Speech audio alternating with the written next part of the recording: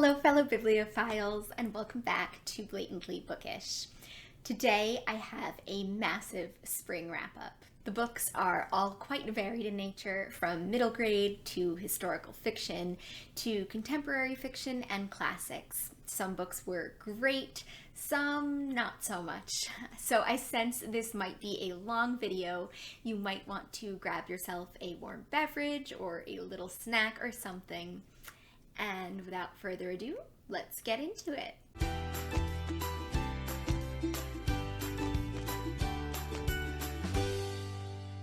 So I started out my March and my spring with Precious Bane by Mary Webb.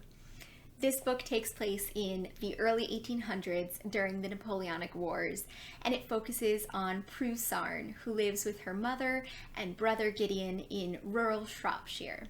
Prue is a phenomenal heroine. She is witty and passionate, but because she was born cursed with a hair lip, her family have no hopes of prospect for marriage or for her future. She's ostracized and stared at by people in town. She's accused of witchcraft and worse. Prue works so hard for her brother's dream of wealth and prosperity for the family. But when she develops a crush on the weaver, Kester Woodsieves, she begins to free herself from her brother's influence and focuses on pursuing her own happiness. This book explores physical disfigurement in interesting and complicated ways. To some extent, Prue internalizes others' prejudices about her appearance, not believing herself worthy of love and marriage, and to some extent, her hair lip is actually integral to Prue's development, and it encourages her to find her own space and take comfort and refuge in writing and in herself. I was really struck by the timelessness of this book. And when I say timelessness, I mean quite a lot of different things in this case. It was published in the 1920s, and it takes place in the early 1800s, so Jane Austen's time, more or less, but it didn't feel very Georgian or Regency to me. It feels like a fairy tale in many ways. The role of superstition and religion in the book make it feel either older than it is or more along the lines of fairy tale or folklore in nature. Many people in town believe Prue is a witch. Her father believes that she has the devil's mark on her because a hare had crossed her mother's path when her mom was pregnant. The practice of sin eating is given importance in the story too. And so all of that gives it a really fairy tale folklore vibe. I feel like this book actually has a lot in common with Wuthering Heights. It can be a wild and savage book, but unlike Wuthering Heights, there's a character that you are rooting for. There's a kindness and a goodness that prevails despite the revenge and hatred that exists in the text. This one was actually a reread for me, and I liked it far more this time around than I did before. I think that I was too young for it the first time I read it, and I didn't quite understand what it was about or what was happening. I remember being very confused about the timeline, and I'm sure that it's being written in the Shropshire dialect did not help matters much. But this time around, I waded through the dialect and I fell in love with Prue as a character, and I admired her strength and bravery to follow her own instincts and her own nature rather than succumb to the influence of those around her. I read this book back in March, actually with Tony from Book Text and Margaret, so I will link their channels down below if you're not familiar with them. I had so much fun reading along with them, and we actually did a live show as well, but I don't know if I'd recommend watching that unless you've read the book because there are plenty of spoilers involved. Moving along, I know that June is traditionally Pride Month, but I seem to have read multiple books specifically about relationships between gay men in March and April. I read Maurice by E.M. Forster, followed in close succession by Mr. Loverman by Bernardine Evaristo. The books spoke to each other in really interesting ways, and if you're looking for something to pick up for Pride Month, I'd highly recommend them both. Maurice was interestingly written in 1913 and 1914, but due to its subject matter, it wasn't published until 1971, after Forster's death. The book is all about Maurice Hall, a young man who is trying to find his place in the highly class-structured British society. In short, it's a coming-of-age story, and our main character is rather conventional in every way except for his sexual orientation. The book is all about him reconciling this one aspect of his identity that, as Forster puts it, puzzles him, wakes him, torments him, and finally saves him. The book is about struggling to embrace one's own identity, and Maurice grapples with whether he should live a lie within society or take the risk to live outside societal convention, to sacrifice his family and throw off religion and his class identity for the ability to be true to himself. In some ways, this book is a homosexual fairy tale that has come true since it was written. Maurice's dream is truly a reality for some people today, and yet this book is also still sadly relevant over 100 years after it was written. Some LGBTQ experiences still have remarkable similarities with elements of Maurice's story, that people still grapple with tensions between sexuality and religion and fight for their family's acceptance or their community's acceptance. The best part about this book, though, is the writing and the way in which Forster expresses the nuances of Maurice's mindset. Forster makes us so invested in this character who, frankly, at times can be rather snobbish and hypocritical. There are a lot of really beautiful and succinct lines and sentiments in this book, but I'll just name a few that I took note of to give you a sense of Forster's writing. Of Maurice, Forster writes, "He saw that while deceiving others, he had been deceived." It's a short and pithy line, but it's this beautiful way of expressing the clash between the internal self and the image we portray to the world, and the ways in which we can trick ourselves to believe that what we want is what society expects or pressures us into doing or believing. Forster just has this way of condensing these complicated and lengthy thoughts and emotions into these bite-sized lines of brilliance. Another favorite of mine is, "Few undergraduates are observant.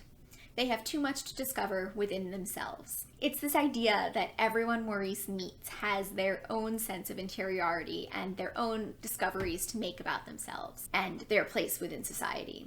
Of course, not everyone's journey is complicated by having a sexual identity that conflicts with accepted societal norms, but they have their own all-consuming interior preoccupations and are entirely oblivious to Maurice's struggles or anyone else's problems for that matter. It reminds me of some obscure word I read about once that, of course, I can't quite remember right now, but the definition is something like the realization that everyone around you, including all the strangers that you pass on the street, have their own lives and their own problems and thoughts that are as complex as your own. That they, in essence, are the main character in their own lives, the way you're the protagonist of your own story. Anyway, I'm rambling on, but that's what I love about Forster's writing in this book, that he can state what seems like a very simple sentence, and my mind just goes on, unpacking his meanings and making all of these wonderful associations.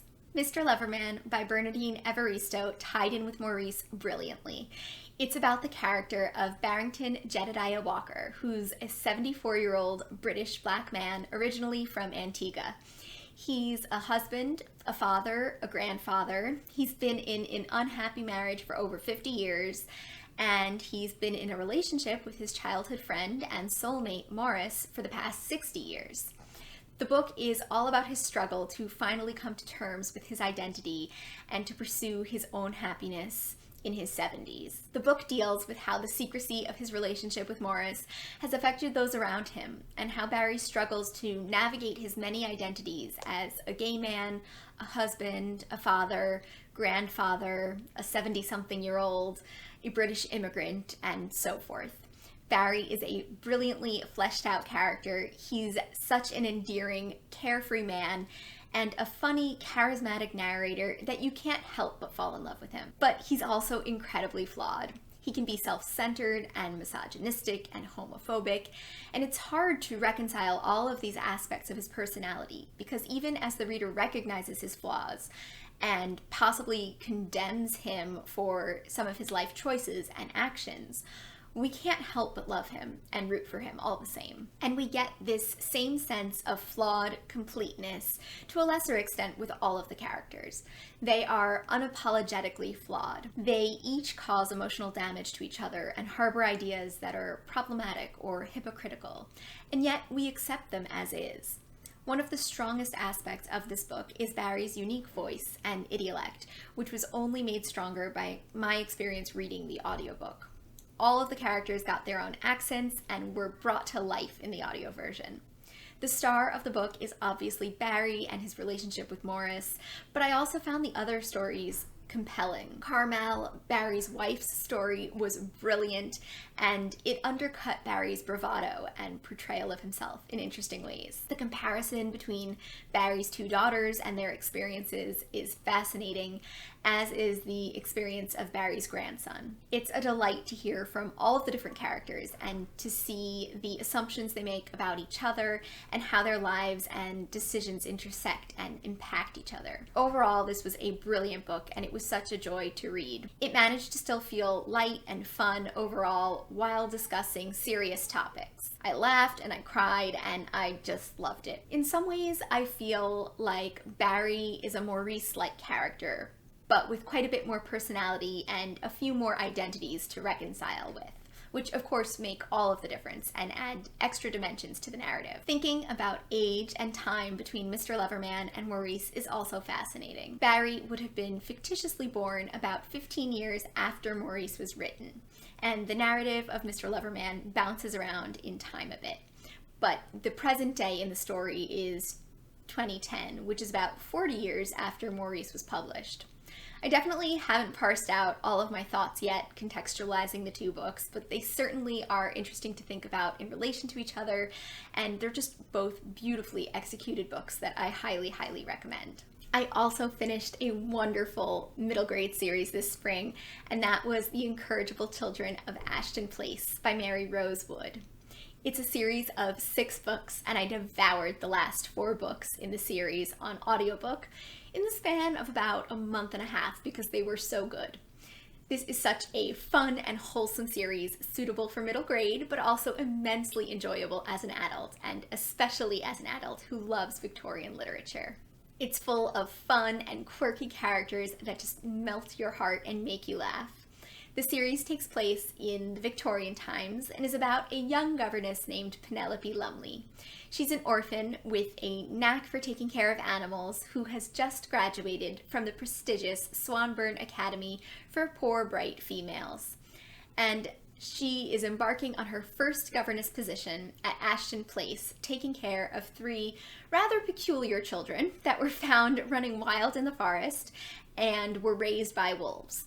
Obviously, Penelope's passion for animals makes her the perfect person for this job. It's a wonderful introduction for modern-day readers to learn about history and the Victorian time period. The narrator is very conscious that the reader is from the modern day and makes comments that help contextualize the Victorian era for us. The series deals with so many themes that are also explored in Victorian literature. Themes of parentage and identity, of finding a home, of surrogate homes, of inheritance and legacy. And it's interesting because the incorrigible children, despite their wolfish tendencies, are in some ways better behaved than the members of polite society. This series takes us on some pretty interesting and unique adventures from London to Brighton to Russia and beyond. And it also references great works of literature like Shakespeare, Dickens, Moby Dick, H.G. Wells, and more. Tolstoy even crops up very, very briefly as a character. I loved listening to these on audiobook, and the narrator, Catherine Kellgren, was phenomenal. The books really came to life as she told them. My major complaint about my audiobook experience was that sadly a different narrator performed the last book, and she just wasn't as good. She pronounced some character names and words differently than the original narrator, and it was distracting and a tad heartbreaking. So I don't know if there's a different version with the original narrator for the last book, or maybe you should just listen to the first 5 on audiobook and read the last one in print. I don't know, it's up to you, but I do highly, highly recommend the series, especially if you're a fan of Victorian literature. It's a perfect way to get out of a reading slump, and you can't help but fall in love with some of these characters and become invested in the mysteries of Ashton Place. On a very, very different note, I read Hotel Iris by Yoko Ogawa this spring. Yoko Ogawa is a phenomenal author, and I've loved everything that I've read by her so far, including this book. Actually, love is definitely not the right word, since her short story collection was so gruesome that I was physically nauseous at times, and this book is incredibly disturbing in a slightly different way. It's about a teenage girl named Mari who works at a seaside hotel. One night, the hotel staff throws out a middle-aged man and a prostitute after they cause a big scene. Somehow, Mari is infatuated by the man's voice, and a harrowing seduction ensues. I was disturbed and shocked by this book, and I wanted to put it down and stop reading it, but instead I was helplessly and hopelessly mesmerized by the story, and I devoured it in one sitting. Ogawa portrays this horrific tale so expertly. Her writing is crisp and precise, and there's this strange and tender beauty that accompanies the appalling sexual violence and cruelty. But this book is definitely not for everyone. It has major Lolita vibes. It's R-rated and graphic, and I cannot stress how uncomfortable I felt reading some of the scenes in this book. It's a whole new level of dark, and yet it's a really brilliant piece of literature, and Ogawa pulls it off incredibly. On a much more wholesome and G-rated note, I also read The Tea Dragon Society by Kay O'Neill. It's this heartwarming graphic novel about a girl named Greta who's a blacksmith's apprentice. One day on the way to the market, she rescues a lost tea dragon, and in reuniting it with its owner, she discovers the lost art and culture of caring for tea dragons.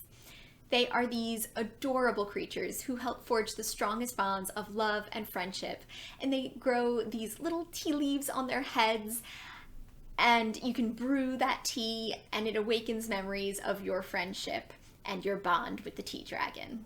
I am slightly obsessed with this book. I even read it out loud to my husband after I finished reading it because it was so sweet, and he loves dragons and I love tea, and I just wanted to share it with him. Plus, it's about a 20-minute read, so it's something that's easy to enjoy again and again.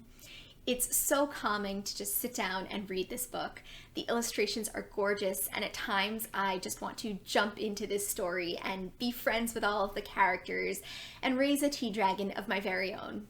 The book really doesn't have that much to offer plot-wise, but I didn't care because the themes and the premise and relationships between the characters carry the book along so well. The story is about honoring craftsmanship and the importance of preserving traditional skills and art. It's also about memories and letting go of the past and finding a home in the people that you love. And if all that wasn't enough to recommend this book, it also has incredible inclusivity and representation, LGBTQ+ relationships, a character in a wheelchair, and characters of all different skin colors and ages. It's just this beautiful little fantasy bubble of love and acceptance, friendship, cuteness, and tea, and I might have to stop filming at this point and buy myself a copy. Another book I fell in love with this spring was The Dictionary of Lost Words by Pip Williams. It's historical fiction about the gender politics surrounding the creation of the Oxford English Dictionary, but it's also about so much more, including the suffragette movement and the impact of World War I. And ultimately, it's about the power of words. This book just has such a reverence and love for language and words conveyed throughout, and it was such a captivating read. I've already posted a video where I discuss this book in more detail, so if you'd like to hear more about it, you should check that review out. Next up, I'd like to update you all on the Bronte project, which is a year-long project that is going on my channel. I read The Professor by Charlotte Bronte in March, Agnes Grey by Anne Bronte in April, and I'm a tad bit behind on finishing The Tenant of Wildfell Hall, which was May's read.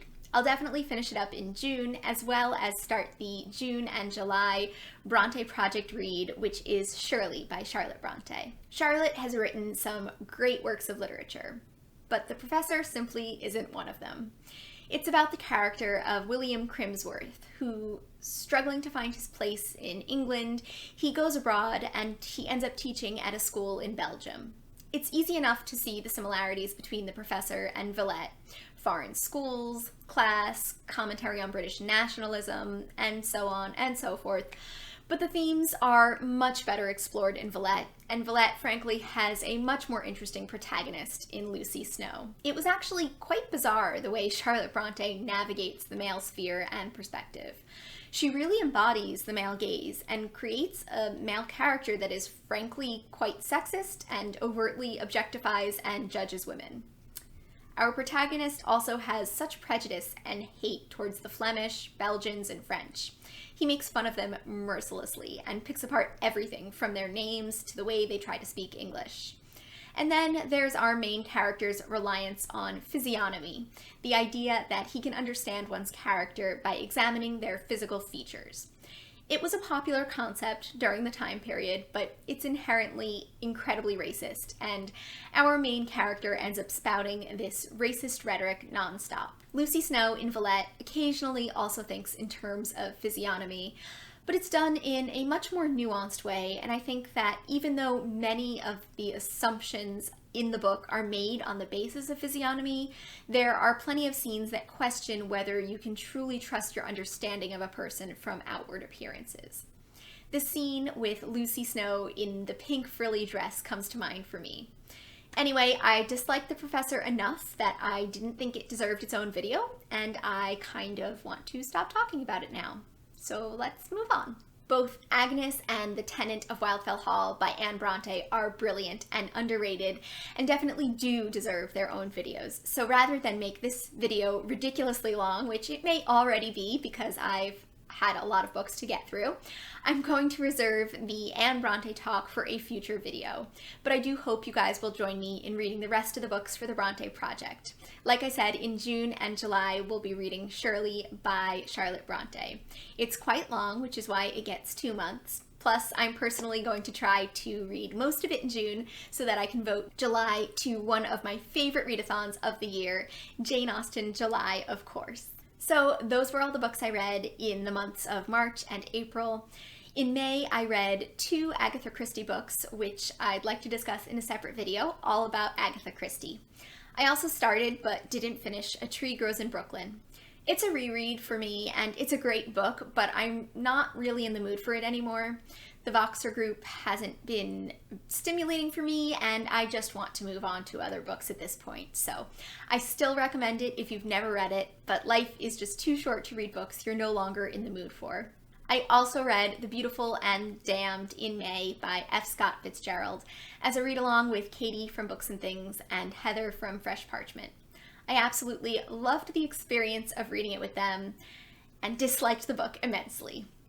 I've decided that F. Scott Fitzgerald is just not an author for me. I listened to this one on audiobook and I took great pleasure in yelling at it on the way to work. It's not that I don't get this book. I do. It's supposed to be a criticism of New York socialites and how pointless their lives are and how they don't know how to find happiness and purpose. But that's kind of also what The Great Gatsby is supposed to do, and I really didn't need this book to try to do it too. I found the book rather underwhelming, and I kept reading it, hoping that there would be this great climax and that the dysfunctional relationship between the 2 main characters would implode horrifically.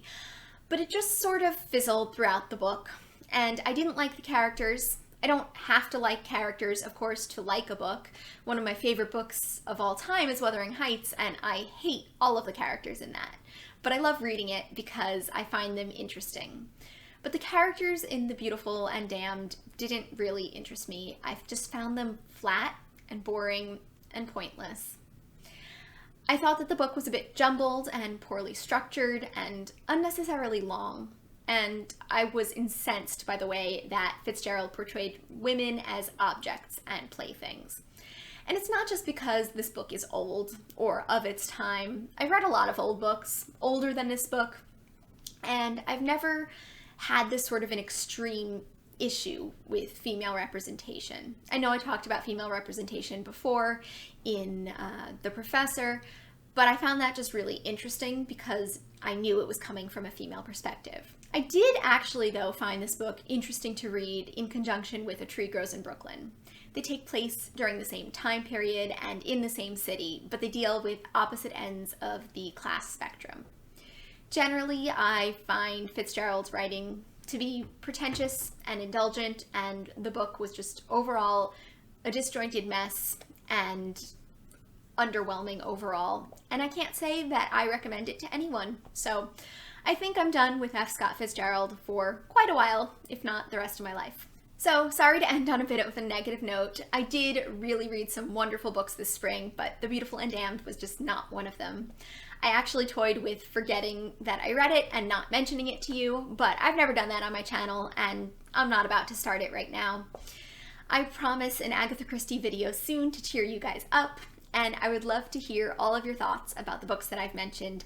If you've read them, what did you think about them? If you haven't read them, are you eager to? What was your favorite read this spring? Thanks for listening, and until next time, I'll see you in another video very soon. Bye!